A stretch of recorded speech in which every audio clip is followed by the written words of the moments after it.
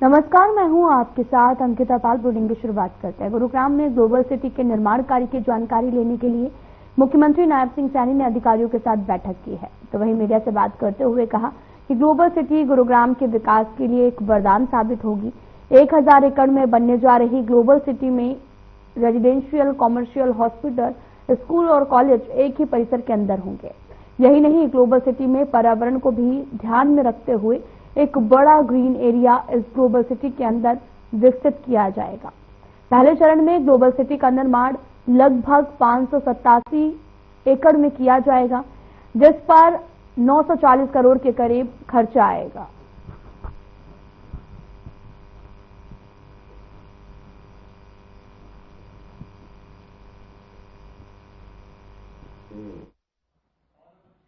एक 1000 एकड़ में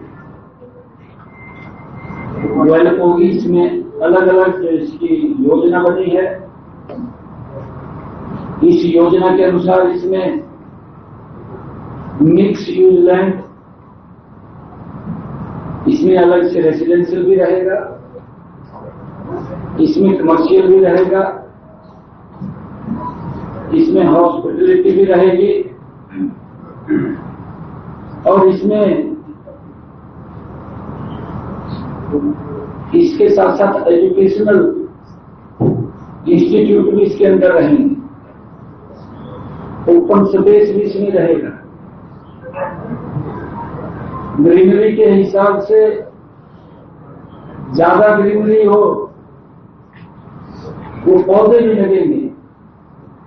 जो गुरुग्राम का टेम्परेचर है, उस टेम्परेचर से इस ग्लोबल सिटी में उसका टेम्परेचर कम रहे। उन मानकों के आधार के ऊपर ये ग्लोबल सिटी बनने जा रही है। यह ग्लोबल सिटी लगभग फर्स्ट चरण में इस परियोजना का जो क्षेत्रफल है वो 587 एकड़ का है। फर्स्ट चरण में फर्स्ट चरण की जो कुल परियोजना लागत है वो 940 करोड़ रुपए है, ताकि इस ग्लोबल सिटी में, जैसा मैंने कहा है कि अंतर्राष्ट्रीय सुविधाओं से सुसज्जित, इसको देखने के लोग वो आएंगे और यहां पर हमारे जो ठेकेदार हैं उसकी प्रक्रिया में वो लगे हुए हैं, दिनेश चंद्र जी। इस ग्लोबल सिटी में चाहे सड़कों की बात हो, चाहे यूटिलिटी टनल की बात हो, और IMT जो मैन्युफैक्चर ट्रेड है वो भी 1.6 किलोमीटर इसके कनेक्टिविटी की बात हो।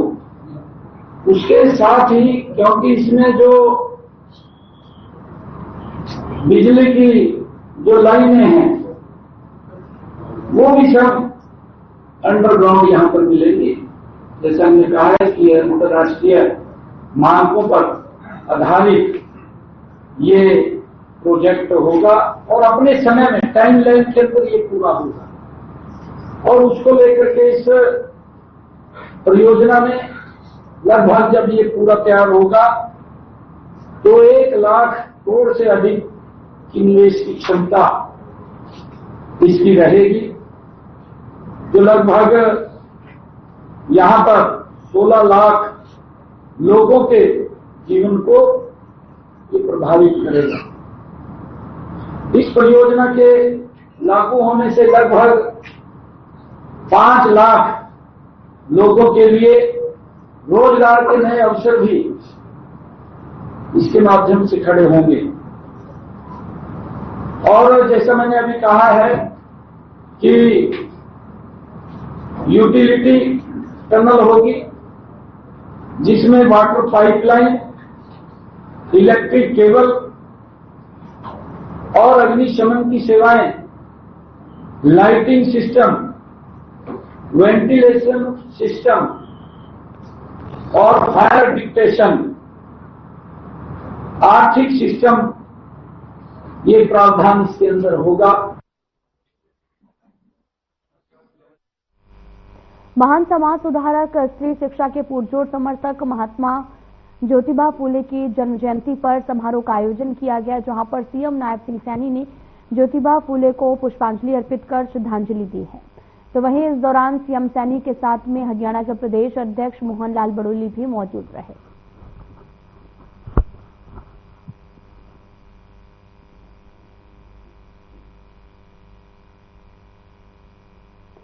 आपको बताते चले कि ज्योतिबा फूले की जन्म जयंती मनाई गई और इस उपलक्ष्य पर कार्यक्रम का आयोजन भी किया गया। ये तस्वीरें आपको दिखा रहे हैं जो कि चंडीगढ़ से हैं, जहां पर उन्हें नमन भी किया गया, जहां पर सीएम नायब सिंह सैनी भी मौके पर पहुंचे और श्रद्धांजलि अर्पित करते हुए नजर आ रहे हैं। तस्वीरें भी आपको दिखा रहे हैं जो कि चंडीगढ़ से हैं, जहां पर सीएम भी पहुंचे हैं और सीएम सैनी ने पुष्पांजलि अर्पित की और साथ ही प्रदेश अध्यक्ष बड़ोली भी मौके पर मौजूद रहे।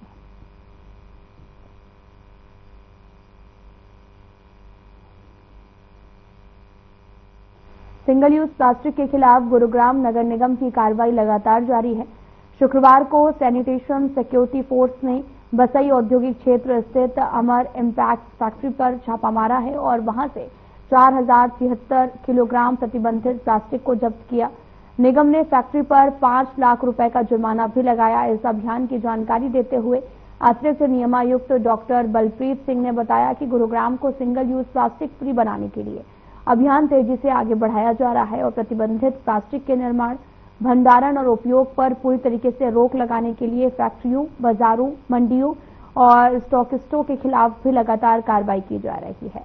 नगर निगम की ये कार्रवाई पर्यावरण संरक्षण की दिशा में एक और ठोस कदम मानी जा रही है। साथ ही निगम ने चेतावनी भी दी है कि भविष्य में भी इस तरह की फैक्ट्रियों पर कड़ी निगरानी रखी जाएगी और नियमों का उल्लंघन करने वालों को बख्शा नहीं जाएगा।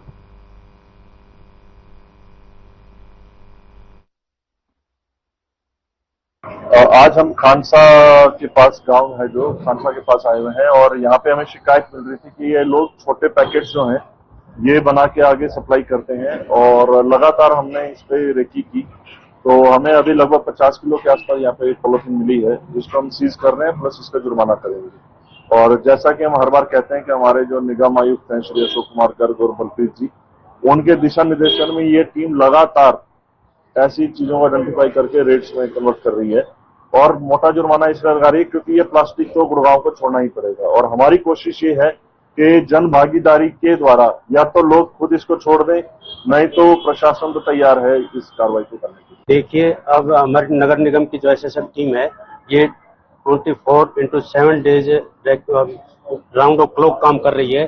कहीं भी मैन्युफैक्चरिंग हो रही हो या स्टॉकिस्ट हो तो हम उन सबको पकड़ रहे हैं। लेकिन यहाँ क्या है, कुछ है कि जो मैन्युफैक्चरिंग ऐसी है जो हमें पता नहीं लग रहा, वहाँ के लोग मैन्युफैक्चरिंग करके बाजार में और स्टॉकिस्ट के पास जाते हैं तो हम मैन्युफैक्चर के साथ स्टॉकिस्ट को पकड़ रहे हैं ताकि स्टॉकिस्ट मार्केट में छोटे दुकानदारों को ये चीजें ना पहुंचा सके।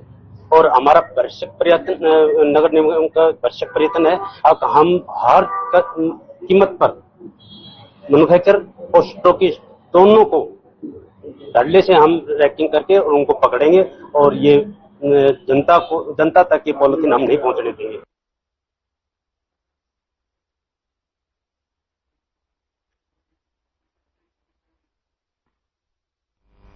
हरियाणा के पूर्व मंत्री एवं थानेसर से कांग्रेस विधायक अशोक अरोड़ा ने थानेसर मंडी का दौरा करने के बाद में कहा कि गेहूं खरीद के सरकारी दावों की पोल खोली गई है और साथ ही थानेसर की मंडी में आज तक नहीं हुआ है लिफ्टिंग का ठेका, न ही पहुंचा बारदाना। बिगड़ती कानून व्यवस्था और पंजाब में बढ़ रही आतंकवादी घटनाओं पर भी चिंता जाहिर की है पूर्व मंत्री अरोड़ा ने और कहा कि अभय चौटाला को मेरी चिंता करने की बजाय अपनी पार्टी की चिंता करनी चाहिए।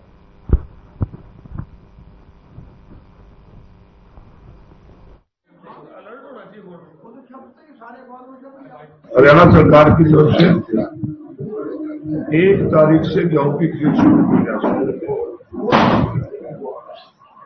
दावा किया जा रहा है कि हमारी सारी इंतजाम जो है वो पूरे हो चुके हैं। मैं आज अनाज मंडी में गया, अनाज मंडी के प्रधान भी मिले, उड़ाड़ती मिले, पूर्व प्रधान भी मिले, सेक्रेटरी मार्केट कमेटी से भी बात मैंने की। और जो मुझे वहां जाके पता लगा कि सरकार तो कह रही है कि 1 तारीख से हमने सरकारी खरीद शुरू कर दी है, परंतु अभी तक भी लोडिंग अनलोडिंग के टेंडर नहीं हुए, आड़तियों के पास बारदाना नहीं पहुंचा। तो उसके बाद मैंने फूड सप्लाई मिनिस्टर राजेश नागर जी से बात की, मैंने एडीसी से भी बात की, एसडीएम से भी बात की, और उसके बाद उन्होंने मुझे कहा कि आज शाम तक टेंडर कंप्लीट हो जाएगा और आज शाम तक बारदाना पहुंच जाएगा।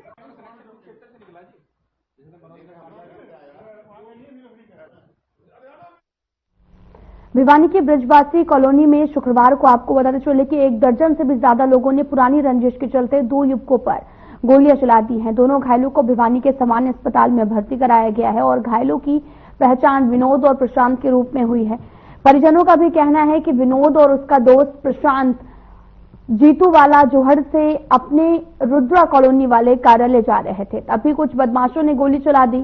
सूचना मिलते ही थाना शहर प्रभारी दलबल के साथ मौके पर पहुंचे हैं और डीएसपी आरएन चौधरी ने बताया कि दोनों पक्ष हिस्ट्री शूटर हैं। सूचना के आधार पर आगे की कार्रवाई शुरू कर दी गई है।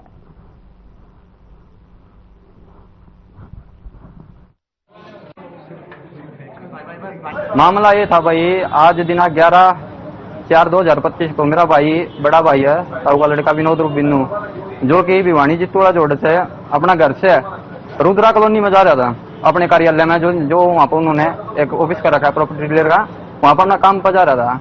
जब ये वहाँ पर सुभाष हलवाई की दुकान और ब्रजवासी कॉलोनी में पहुंचे, इसी दौरान करीबन 15 से 20 लड़के थे, जिनमें प्रदीप उर्फ फेंडा, बीरपल और राजा सन ऑफ कृष्ण गोशियान चौक निवासी, बसंडी साहिल उर्फ काला सन ऑफ संजय डाकोत, गौरव उर्फ गोरा सन ऑफ संजय डाकोत और एक बसंडी नाम का कोई लड़का था।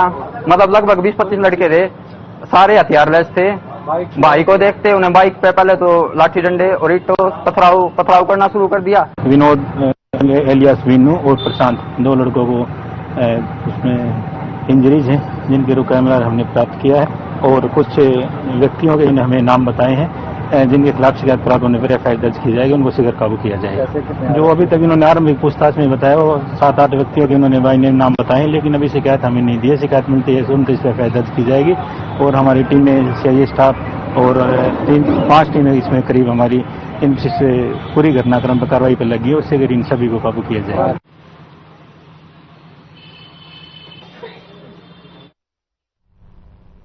रेवाड़ी में खाद बीज विक्रेता एसोसिएशन के व्यापारी लगातार सीड एक्ट 2025 का विरोध कर रहे हैं, जिसे लेकर मंडी गेट पर धरने पर बैठे हैं। उनका साफ तौर पर कहना है कि वह तो सरकार के बताए हुए रजिस्टर्ड प्रोड्यूसर से पक्के बिल पर खाद बीज खरीदते हैं और अगर वे जांच में नकली पाए जाते हैं तो दोषी उसका उत्पादन करने वाले प्रोड्यूसर हुए ना कि बेचने वाले डीलर। तो वहीं गैर जमानती सजा डीलर के लिए क्यों, प्रोड्यूसर्स के लिए क्यों नहीं होती है, जिस पर सरकार को विचार करना होगा, वरना ये लोग खाद बीज बेचना भी बंद कर देंगे।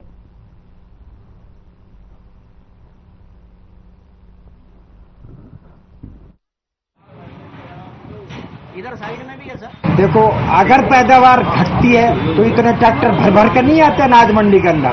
जो आज इतनी बम्पर सेल होती है वो हमारी वजह से होती है।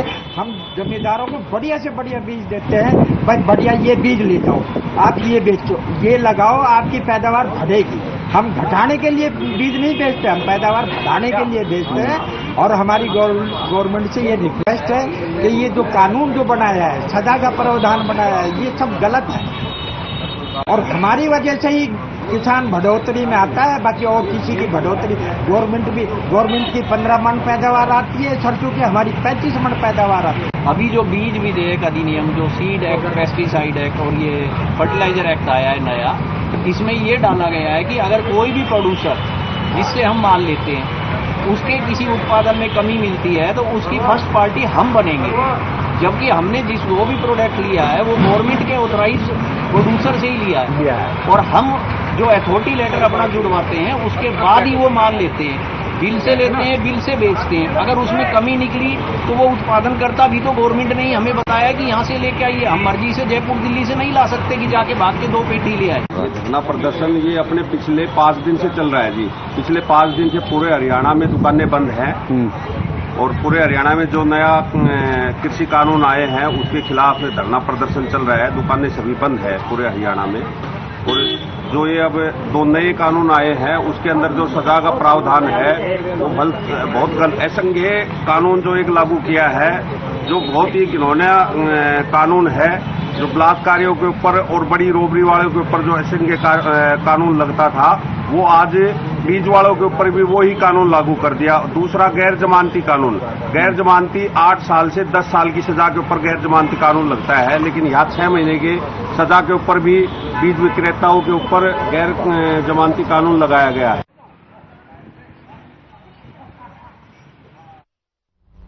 खबर कुरुक्षेत्र से है, जहां हरियाणा सर्व कर्मचारी संघ ने प्रदेश के कई विभागों से हटाए गए हरियाणा कौशल रोजगार निगम के कर्मचारियों को वापस लेने और भविष्य में न हटाते हुए रेगुलर करने के चलते कुरुक्षेत्र लघु सचिवालय परिसर में धरना प्रदर्शन किया है।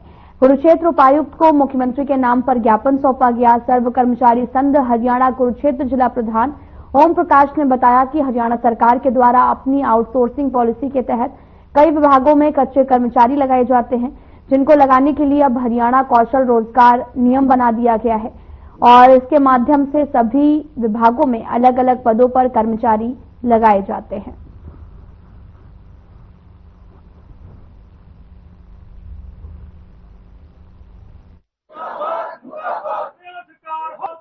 आज का जो हमारा प्रोग्राम है, ये धरना है डीसी कार्यालय पर, सर्व कर्मचारी संघ के राज्य के कमेटी के निर्णय के अनुसार हम धरना दे रहे हैं आज यहाँ, क्योंकि सरकार बार बार जितने भी कौशल रोजगार निगम के तहत कर्मचारी लगाए थे सरकार ने, चुनाव से पहले ये वादा करके भाई हम 58 साल की जॉब सिक्योरिटी देंगे, और उस जो इन्होंने नारा दिया था उसका फायदा उठाया सरकार ने चुनाव में और लोगों के बेरोजगारी युवाओं का वोट हासिल किया, कौशल में लगाए। लेकिन आज सारे को नोटिस जारी कर दिए गए हैं।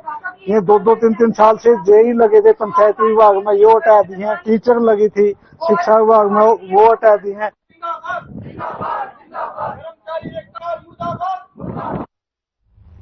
उपभोक्ता जागरूक एवं गुणवत्ता मानक की जानकारी अभियान के तहत लघु सचिवालय में चलाए गए अभियान के दौरान अधिकारों के बारे में अधिकारियों को जानकारी दी गई है।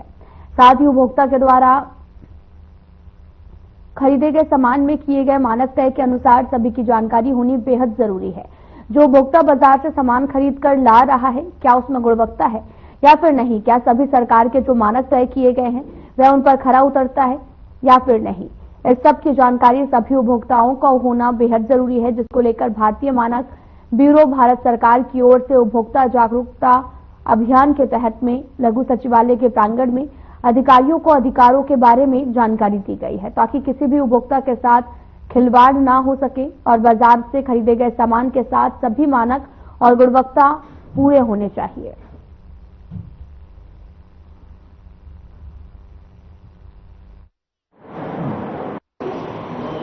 हमारा काम है अवेयर करना लोगों को। हम बीआईएस के बारे में अवेयर कर रहे हैं कि बीआईएस क्वालिटी स्टैंडर्ड्स कैसे मेंटेन करता है, कैसे डिसाइड करता है, एंड उसी को अवेयर करते हुए, उसी को ध्यान रखते हुए कैसे आईएसआई मार्क एंड ज्वेलरी पे हॉलमार्क वगैरह प्रोवाइड किया जाता है। जी, मानक ही सब कुछ है आज के डेट में। जैसे सब जगह आपने देखा होगा कहीं भी मिलावट हो जाती है, किसी भी चीज में फ्रॉड कर देते हैं लोग। तो अगर मानक नहीं होगा तो आपको नहीं पता लगेगा कि ओरिजिनल क्या है और क्या फेक है।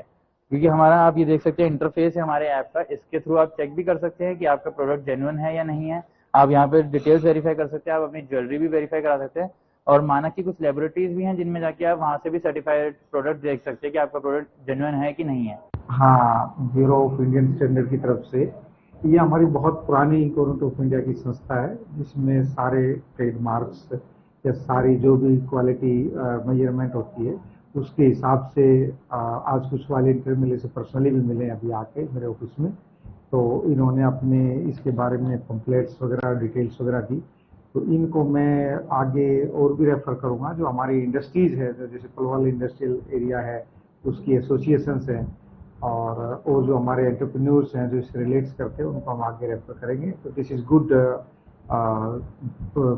उन्होंने अपना वो लिया है एंड ये अच्छा प्रोसेस कर रहे हैं, जिससे इस चीज की जितनी ज़्यादा बढ़ाव हो उतनी अच्छा है। तो मैं भी इनकी उस तरीके से बढ़ाने में कोशिश करूंगा और मदद करूंगा।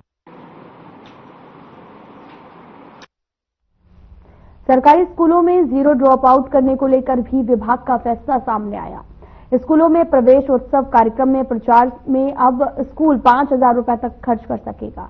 शिक्षा विभाग ने प्रदेश के सभी डीईओ, बीईओ और स्कूल के मुख्य अध्यापकों को भी आदेश जारी कर दिए हैं।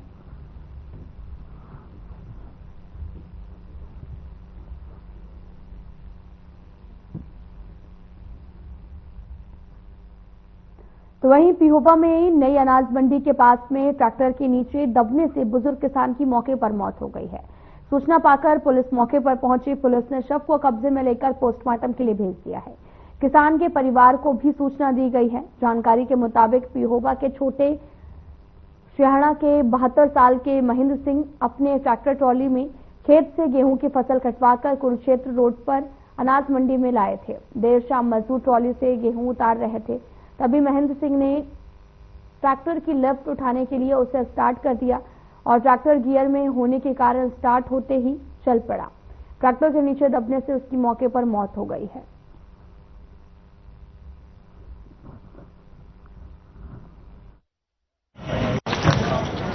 थाने में सूचना प्राप्त हुई थी। महेंद्र सिंह सनोक जेठा सिंह, गांव छोटा साना, ट्रैक्टर में ट्रॉली में अपनी गेहूं लेके आया था अनाज मंडी में। जैसे भी वो सर उसका ट्रैक्टर गेयर में था, उसको पकड़ा और लिफ्ट को लग गया उठाने और वो नीचे गिर गया। नीचे गिरने से वो ट्रैक्टर के नीचे आ गया। उसकी उम्र 71 वर्ष की थी और उसकी अचानक ये मौत हो गई। तो उसको पोस्टमार्टम सर उसका पोस्टमार्टम आज हो गया। उसकी लाश वासन के बाद लेके जाएगी। पोस्टमार्टम कराने के बाद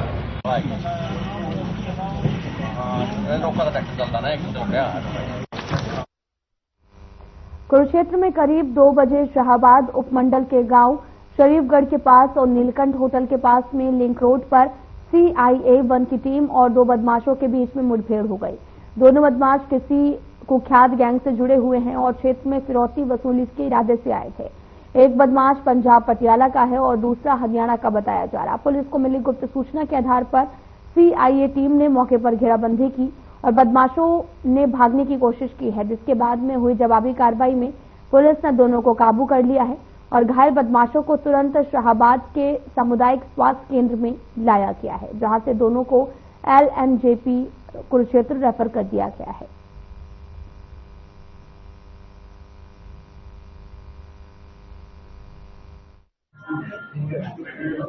जैसा कि नाइट में कल करीब 1 बजे CIA 1 की टीम को इन्फॉर्मेशन मिली कि 2 लड़के हैं और एक बाइक लिए हुए शाहबाद एरिया में घूम रहे हैं। उनके पास वेपन भी है भारी मात्रा में और वो शाहबाद में किसी बड़ी वारदात को अंजाम देने की फिराक में है।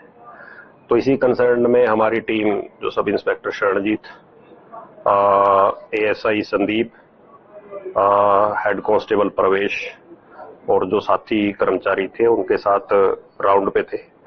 तो उसमें इनको शरीफगढ़ से आगे ले बाय पे एक बाइक खड़ी हुई दिखाई दी। जैसे ही इन्होंने उस बाइक की तलाशी के लिए रोका तो उन लड़कों ने बाइक से उतर के एकदम पुलिस के ऊपर फायरिंग शुरू कर दी। उन्होंने करीब 3 राउंड फायर किए। जो पुलिस ने अपना बचाव करते हुए जवाबी जो फायरिंग की, उस जवाबी फायरिंग के दौरान उन लड़कों को पैरों में दोनों को गोली लगी है। अरे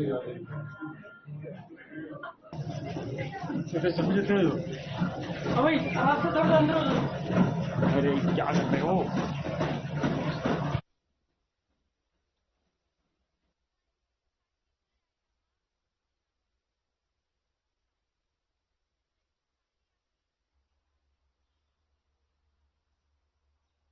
पूरा मामला कुरुक्षेत्र से सामने आया, जहां पर फिरौती और वसूली के इरादे से बदमाश आए हुए थे।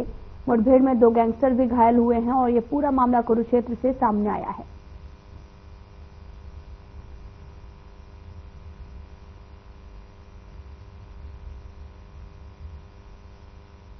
तो बुलेटिन में मेरे साथ इतना ही, पर अब वक्त हो चला है डॉक्टर राकेश गुप्ता के साथ हमारे खास कार्यक्रम प्लस माइनस का। नमस्कार दोस्तों, रामनवमी की झांकियां पूरे देश भर में